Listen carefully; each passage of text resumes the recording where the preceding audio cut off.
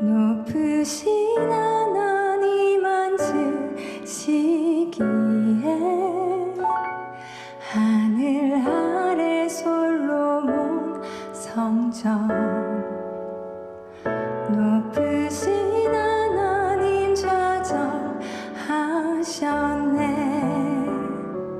임마누엘 주 찬양하라. 우리와 함께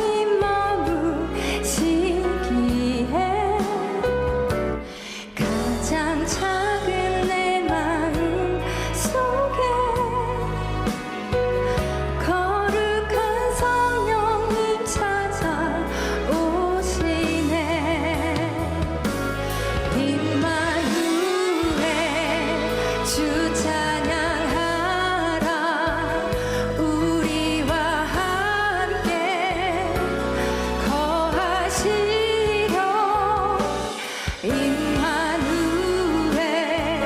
주 송축하라 낮고 천한 곳 오시었네 임마누엘 주 찬양하라 우리와 함께 거하시려 임마누엘 주 송축하라 낮고 천한 곳 오시었네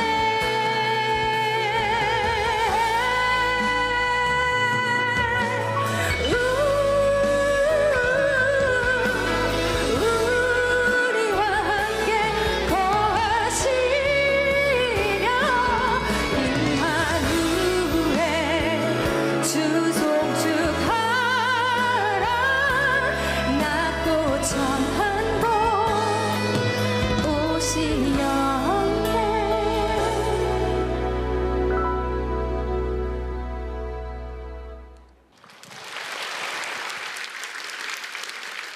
오늘 우리에게 주시는 하나님의 말씀은 누가복음 10장 25절부터 35절입니다. 누가복음 10장 25절부터 37절입니다. 어떤 율법 교사가 일어나 예수를 시험하여 이르되 선생님, 내가 무엇을 하여야 영생을 얻으리이까? 예수께서 이르시되 율법에 무엇이라 기록되었으며 내가 어떻게 읽느냐? 대답하여 이르되 내 마음을 다하며 목숨을 다하며 힘을 다하며 뜻을 다하여 주 너의 하나님을 사랑하고 또한 내 이웃을 내 자신같이 사랑하라 하였나이다. 예수께서 이르시되 내 대답이 옳도다. 이를 행하라. 그러면 살리라 하시니 그 사람이 자기를 옳게 보이려고 예수께 여짜오되 그러면 내 이웃이 누구니이까? 예수께서 대답하여 이르시되 어떤 사람이 예루살렘에서 여리고로 내려가다가 강도를 만나매 강도들이 그 옷을 벗기고 때려 거의 죽은 것을 버리고 갔더라. 마침 한 제사장이 그 길로 내려가다가 그를 보고 피하여 지나가고 또 이와 같이 한 레위인이 그곳에 이르러 그를 보고 피하여 지나가되 어떤 사마리아 사람은 여행하던 중 거기 이르러 그를 보고 불쌍히 여겨 가까이 가서 기름과 포도주를 그 상처에 붓고 싸매며 자기 짐승에 태워 주막으로 데려가서 돌보아 주니라. 그 이튿날 그가 주막 주인에게 데나리온 2를 내어주며 이르되 이 사람을 돌보아 주라. 비용이 더 들면 내가 돌아올 때에 갚으리라 하니 내 생각에 이 세 사람 중에 누가 강도 만난 자의 이웃이 되겠느냐? 이르되 자비를 베푼 자니이다. 예수께서 이르시되 가서 너도 이와 같이 하라 하시니라. 이는 살아계신 하나님의 말씀입니다. 아멘.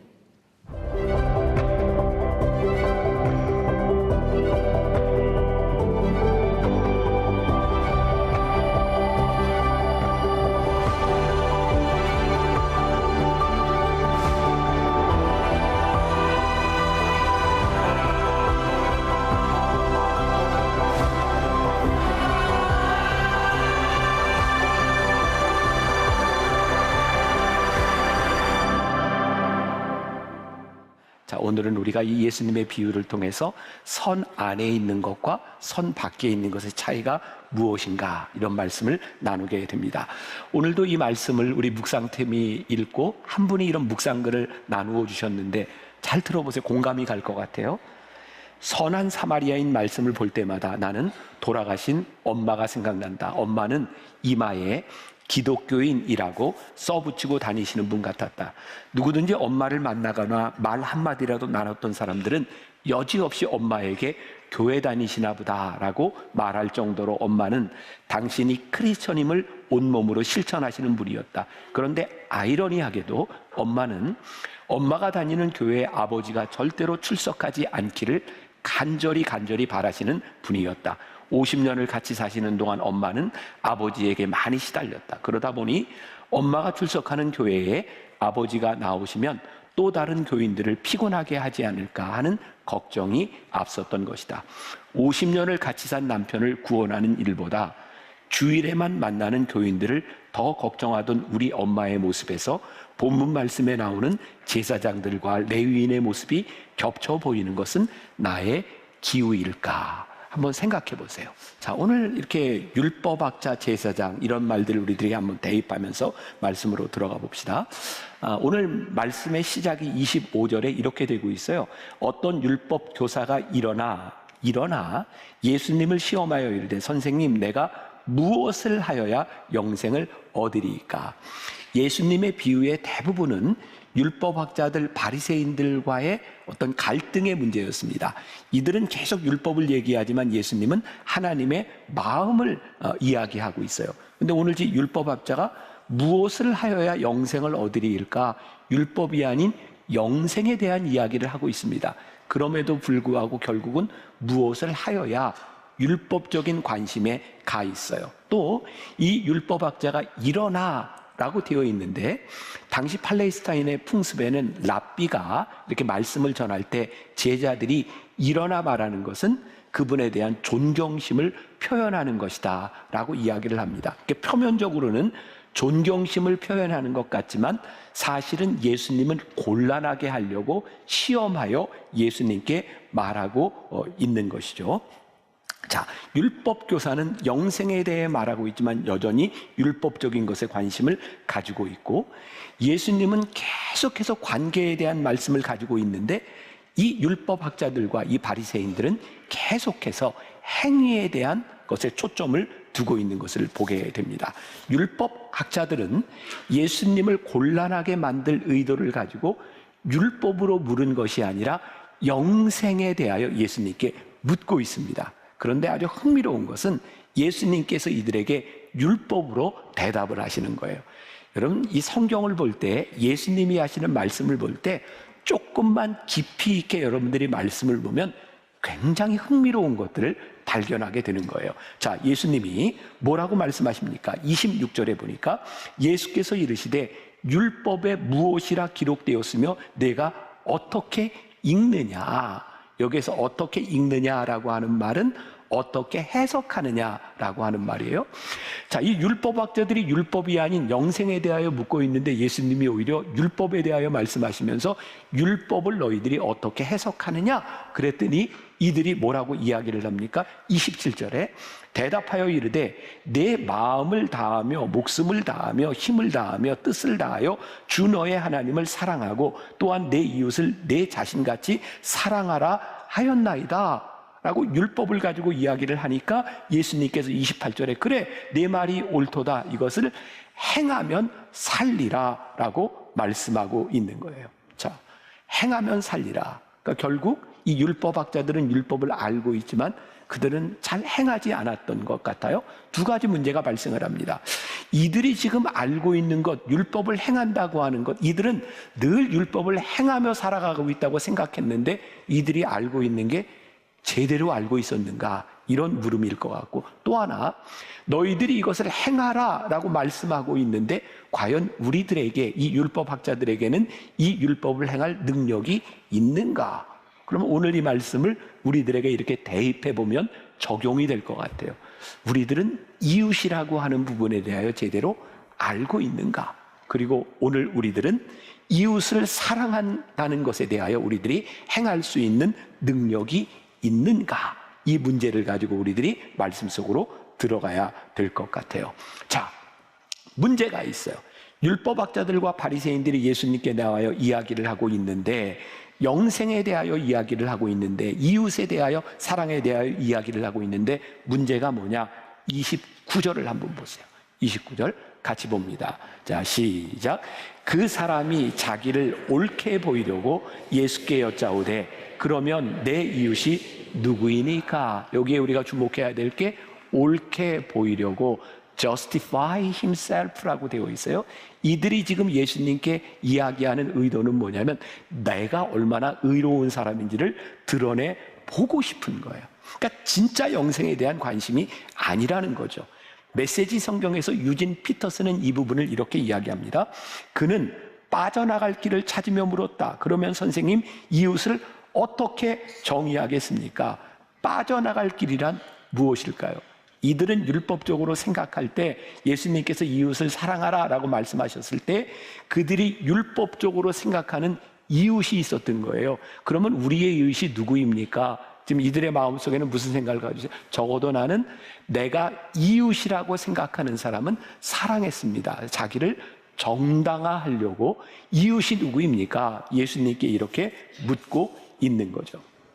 율법학자는 그런데 오늘 이 예수님과의 대화 가운데서 왜 곤경에 빠지게 되었을까? 그리고 이들이 정당화하고 싶은 것은 무엇이었을까?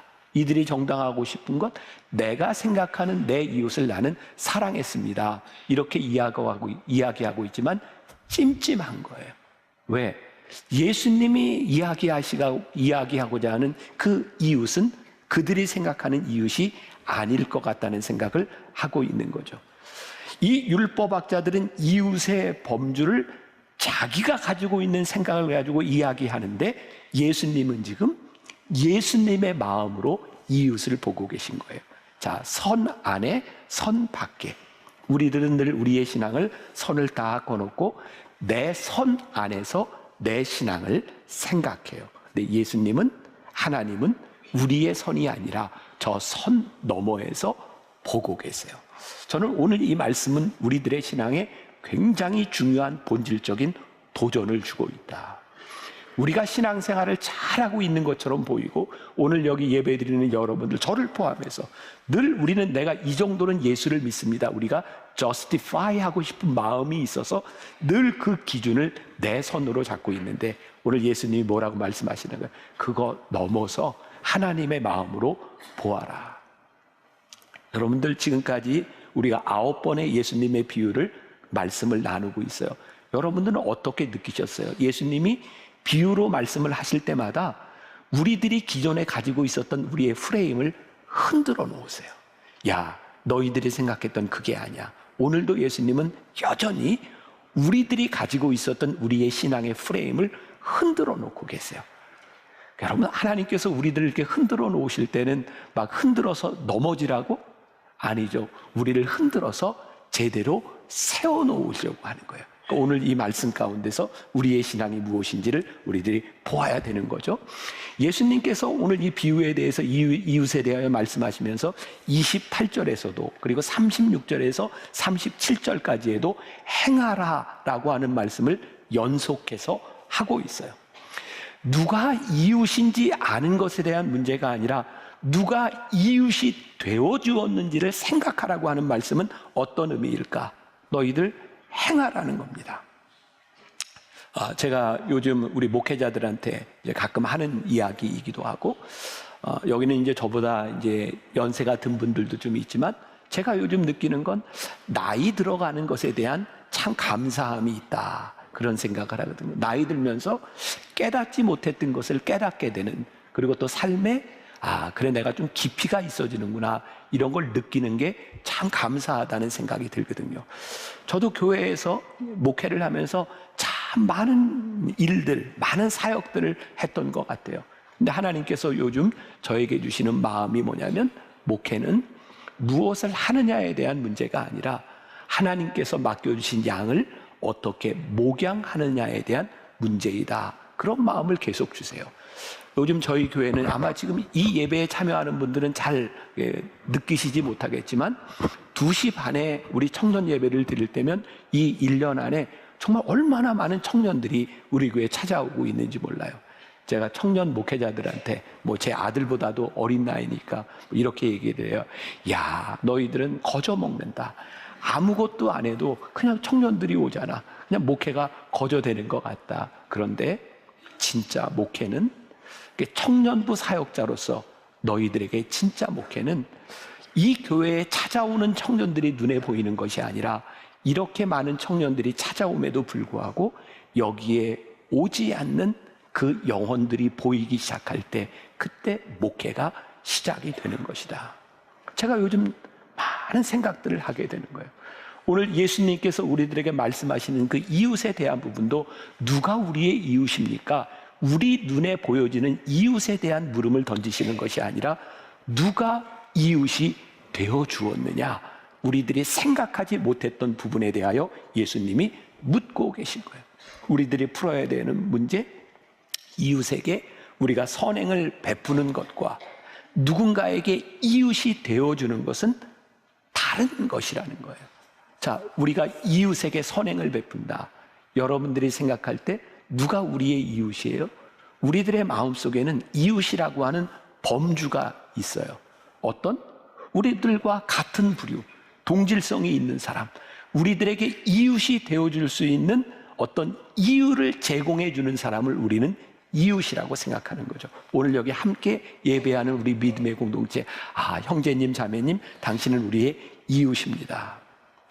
기존의 율법적 프레임은 우리들에게 이유가 되어줄 수 있는 사람을 이야기하고 있지만 오늘 예수님은 하나님의 관점에서 그 이웃은 우리들이 생각하는 동질, 범위 내에 있는 사람이 아니라 하나님의 마음이 있는 그 사람이 너희들에게 보여야 된다. 우리들의 신앙의 문제가 뭐예요? 오늘 우리 하나님 사랑해서 여기 모였고 하나님 사랑하는 마음으로 예배를 드리고 있는데 문제는 이 신앙이 나 중심으로 돌아간다는 거예요.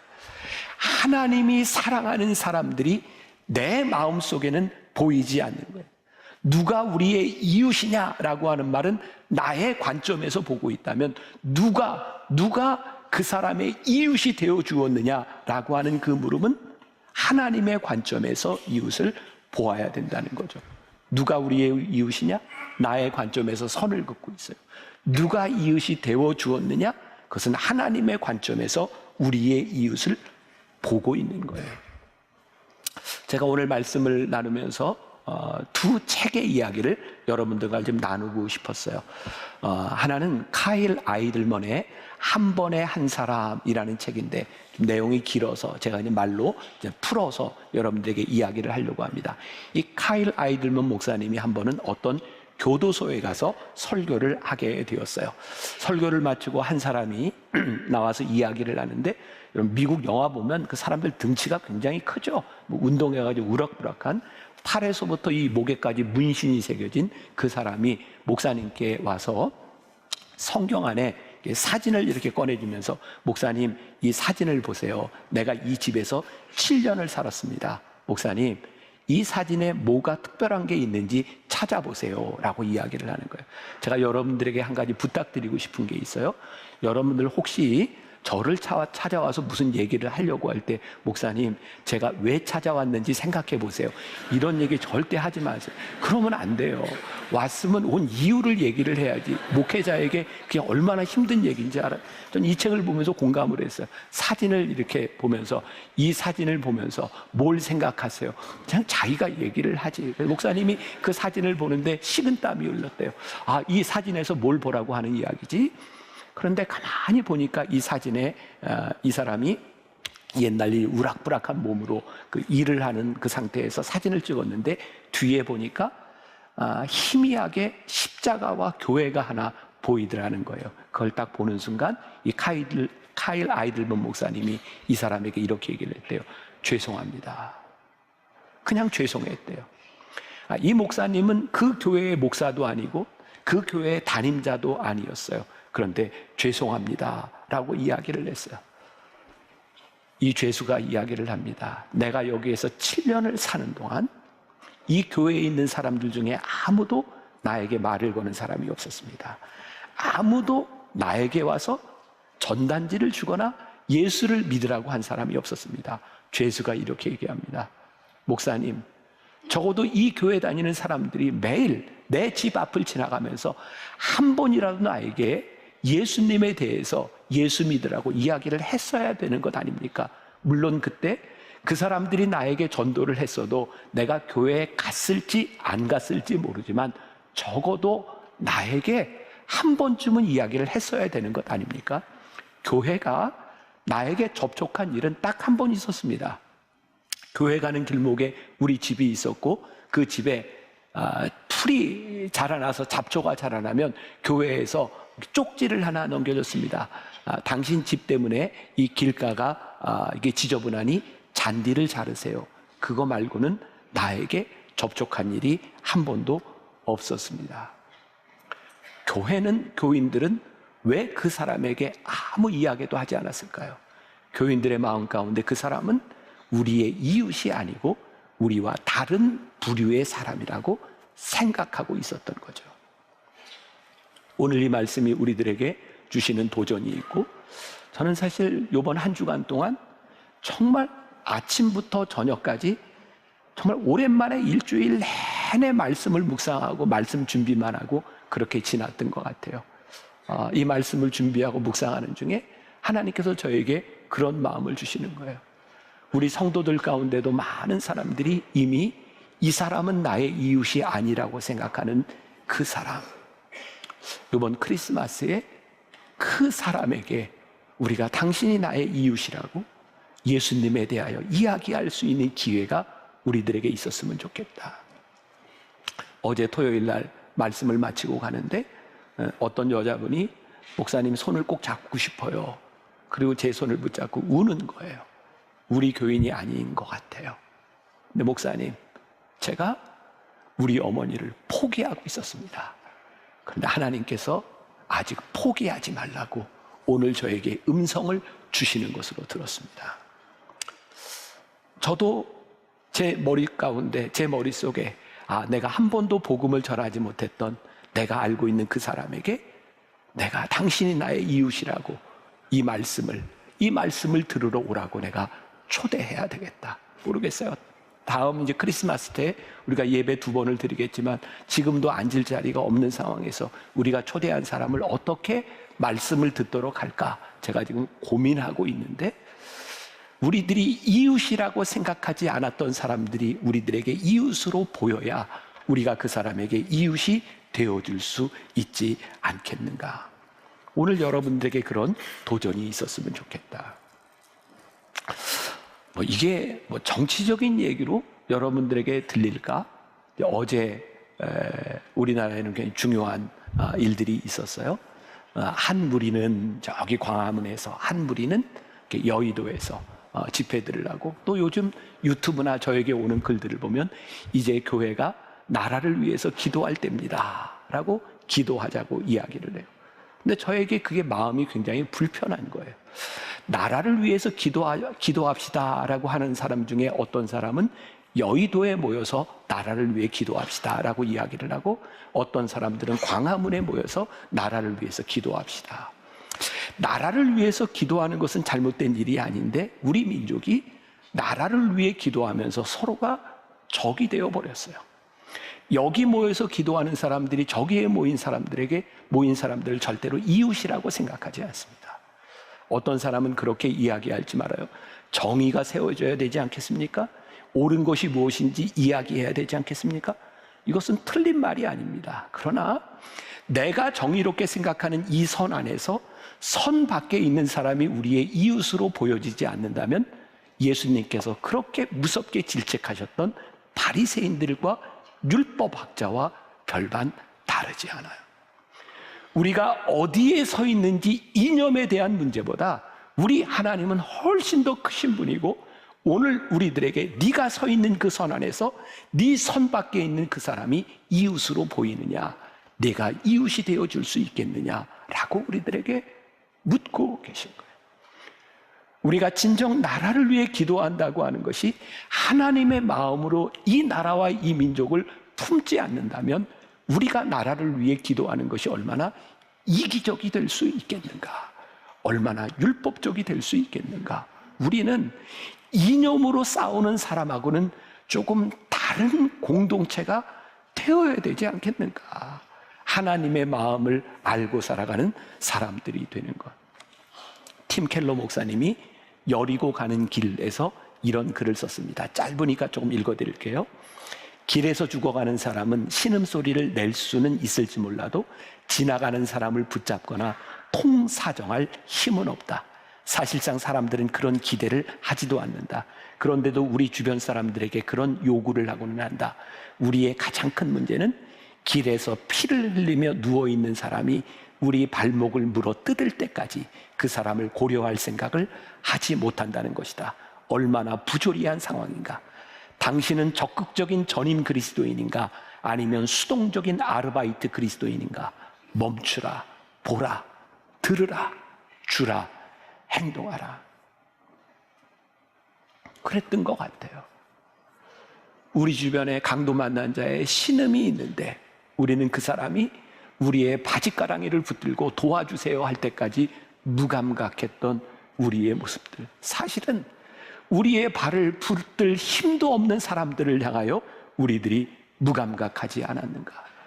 우리가 주의를 기울이지 않으면 들리지 않는 그 사람들에게 우리들이 어떻게 이웃이 되어질 수 있는가.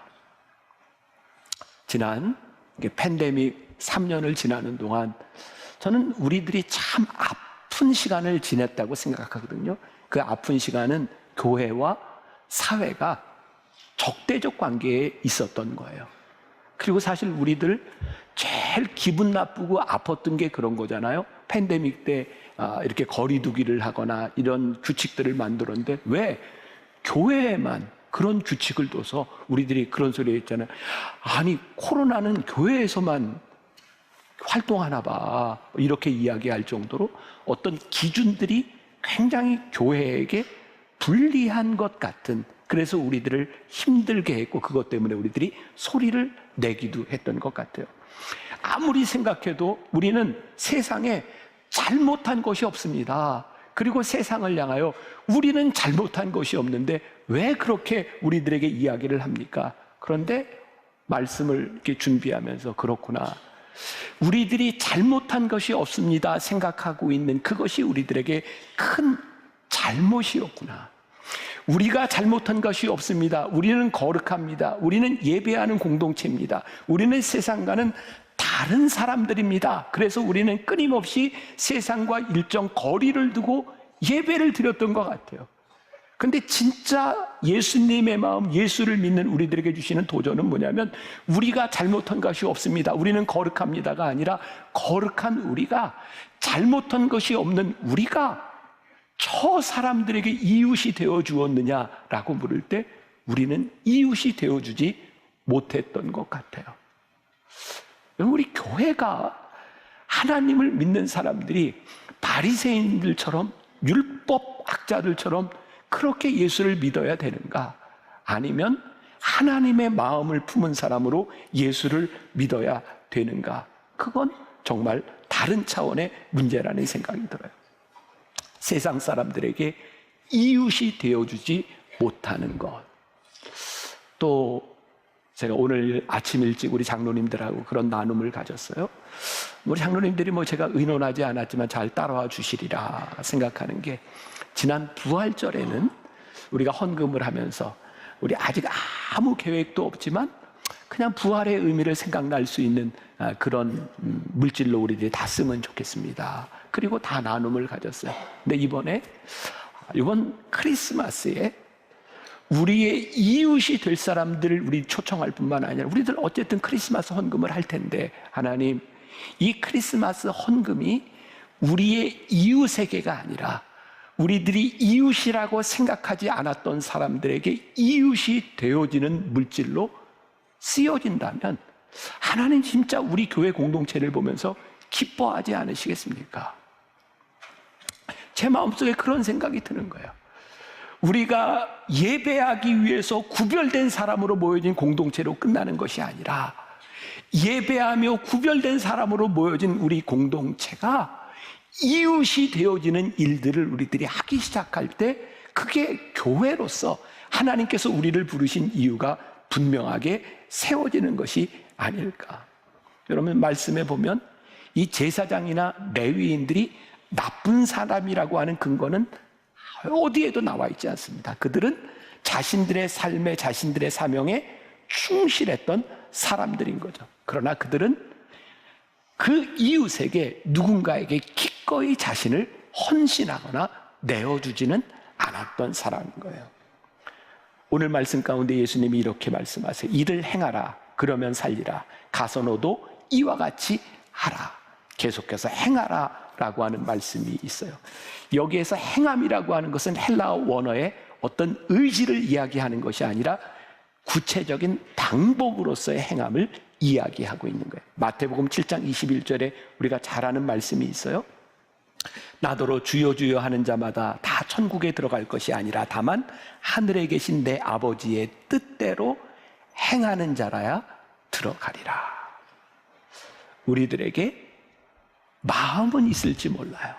그러나 너희들이 행하지 않는다면 너희들이 절대로 천국에 들어가지 못한다 라고 말씀하세요.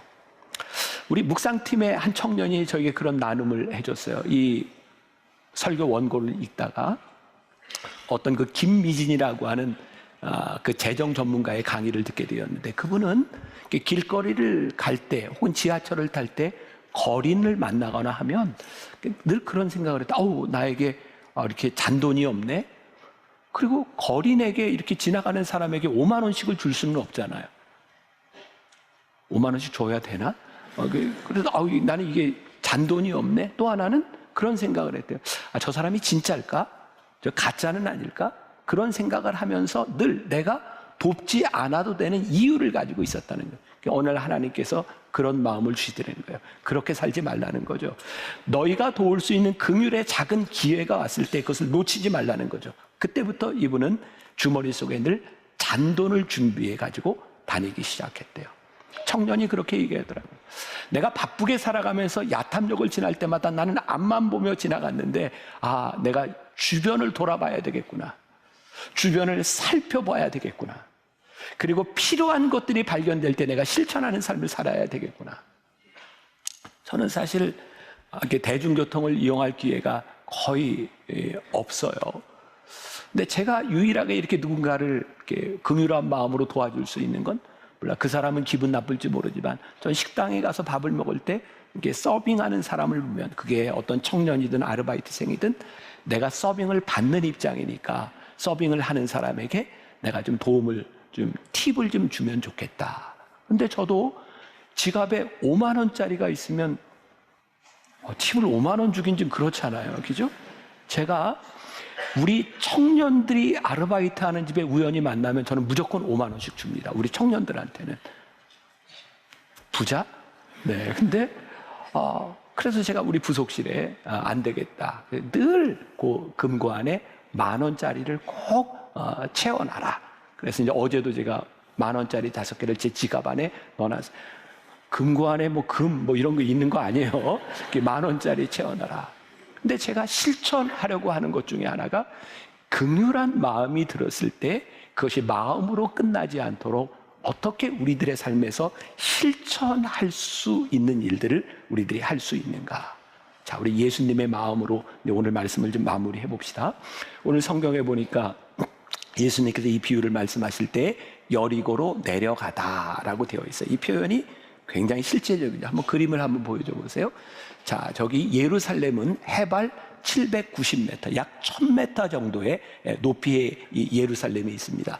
저 여리고는요, 여러분들이 잘 아시는 것처럼 이스라엘의 땅 중에 많은 그 요단강, 요단 지구대는 바다 해면보다 낮습니다. 여리고는 마이너스 250m에 있습니다. 그러니까 여리고로 내려간다라고 하는 것은 계곡을 타고 약 1000m 이상 이렇게 내려가는 길이에요.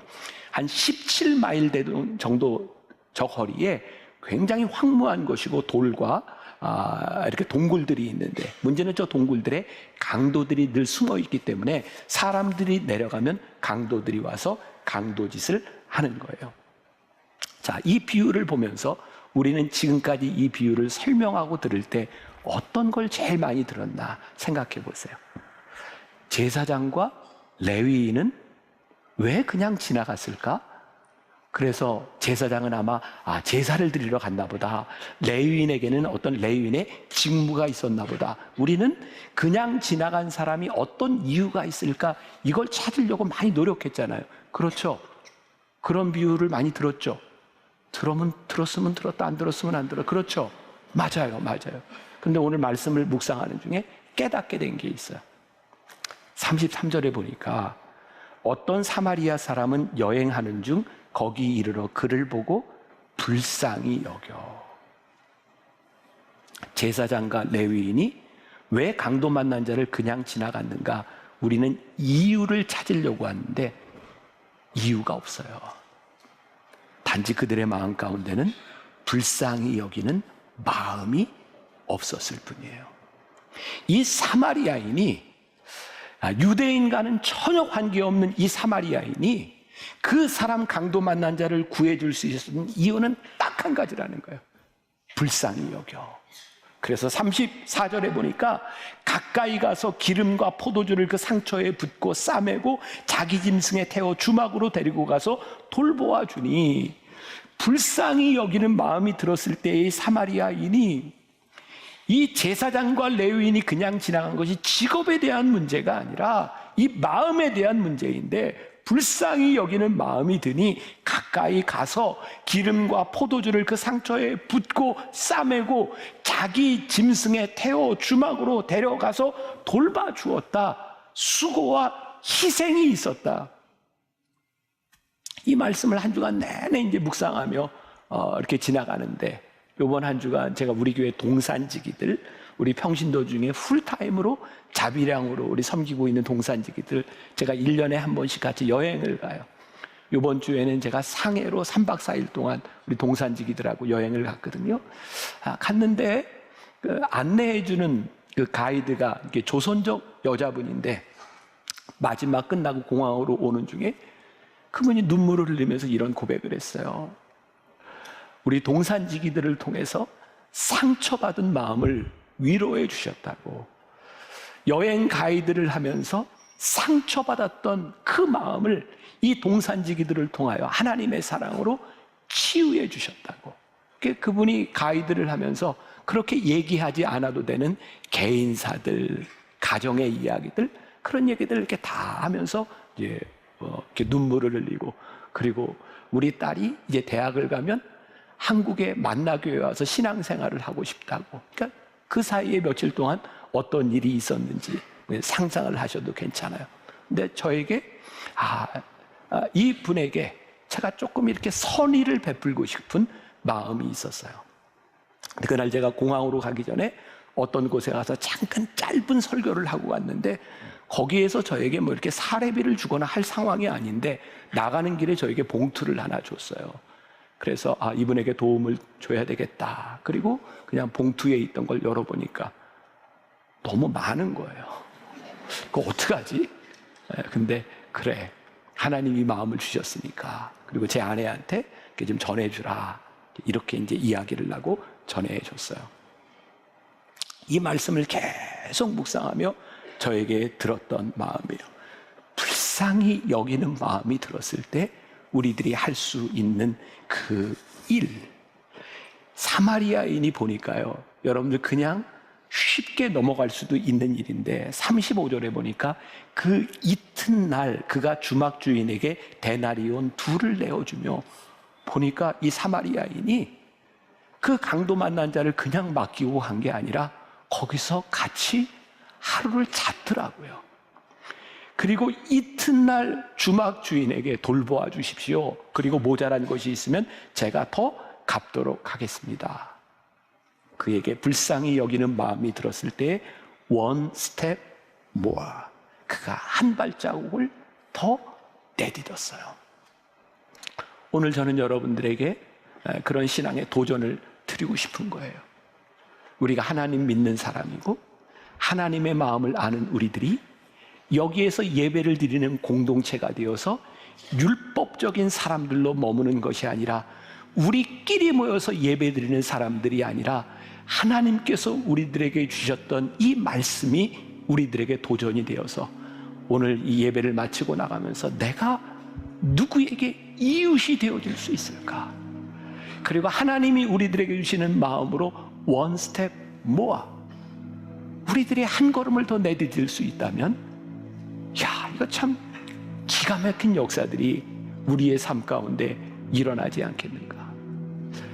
우리 교회의 역사, 우리 교회의 능력, 믿음의 공동체의 능력이 무엇인가?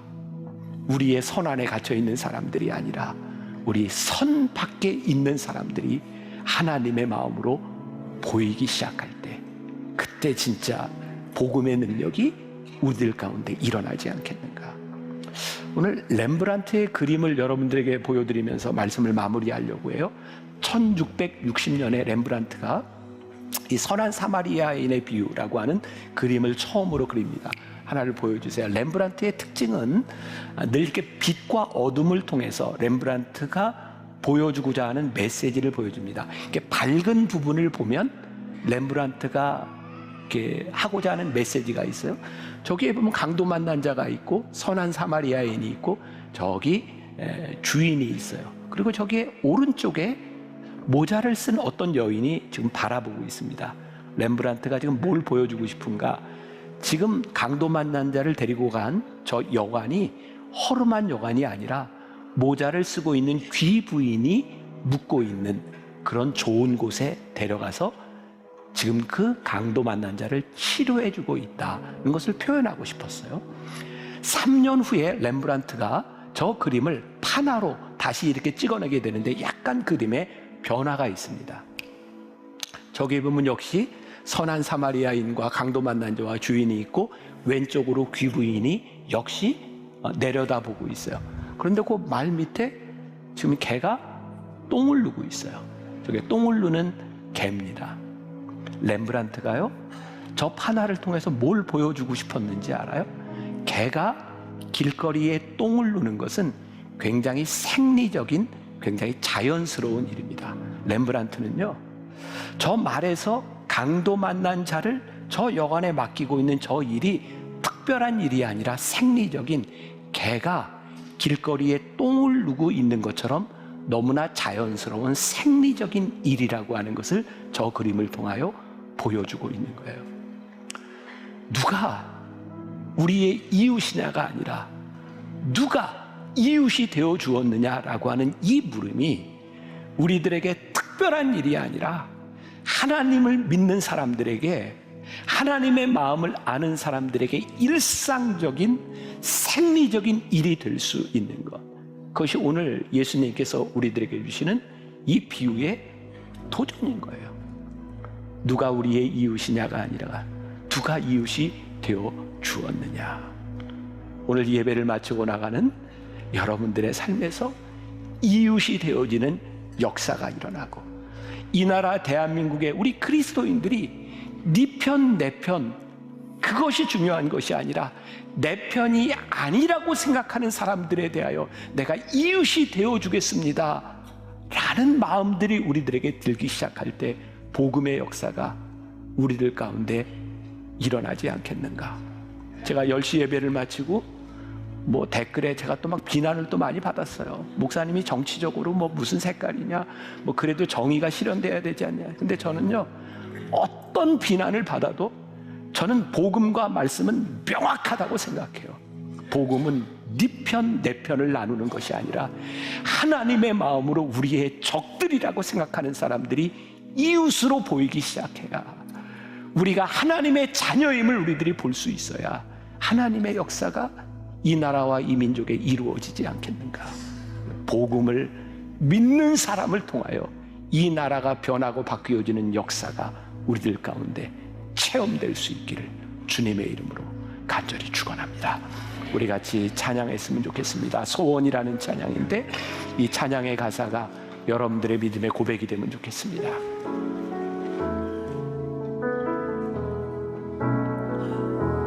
삶의 작은 일에도 그 마음을 알기 원하네. 그 길, 그 좁은 길로 가기 원해. 나의 작음을 알고 그분의 크심을 알며 소망, 그 깊은 길로 가기 원하네. 다시 한번 삶의 작은 일에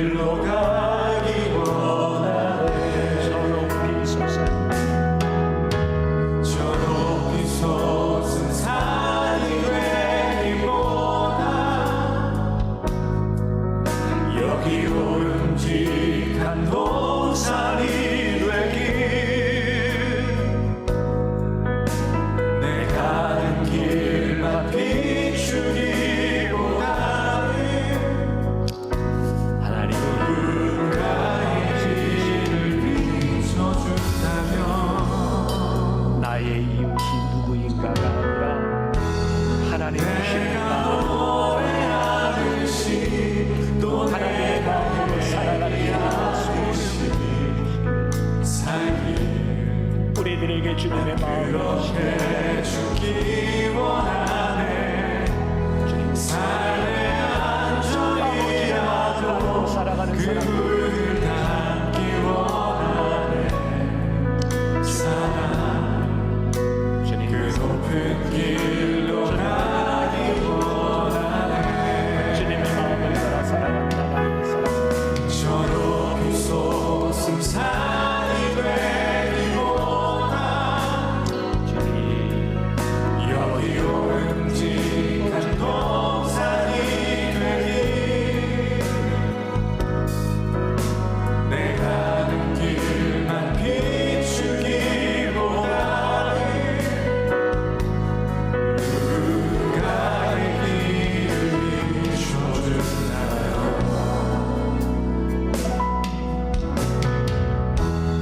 내가 오래 아프시 또 내가 얘기하듯이 살길 난 그렇게 죽기 원하네. 삶의 안전이라도 그분을 닮기 원하네. 사랑 그 높은 길로 가기 원하네. 좋은 길로 그 좋은 길로 가기 원하네. 그 깊은 길로 가기 원하네. 지금은 우리 주 예수 그리스도의 은혜와 하나님 아버지의 무한하신 사랑과 성령의 인도하심이 주님의 마음으로 누가 내 이웃인가를 찾는 사람이 아니라 내가 이웃이 되어 주겠습니다. 주님의 마음으로 이 세상을 향해 나가는 당신의 사랑하는 모든 백성들을 위해 지금부터 영원까지 함께 하시기를 간절히 축원하옵나이다. 아멘.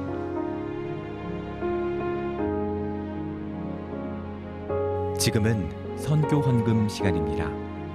이 예배를 통해 삶 가운데 은혜와 회복이 충만하시길 간절히 기도합니다.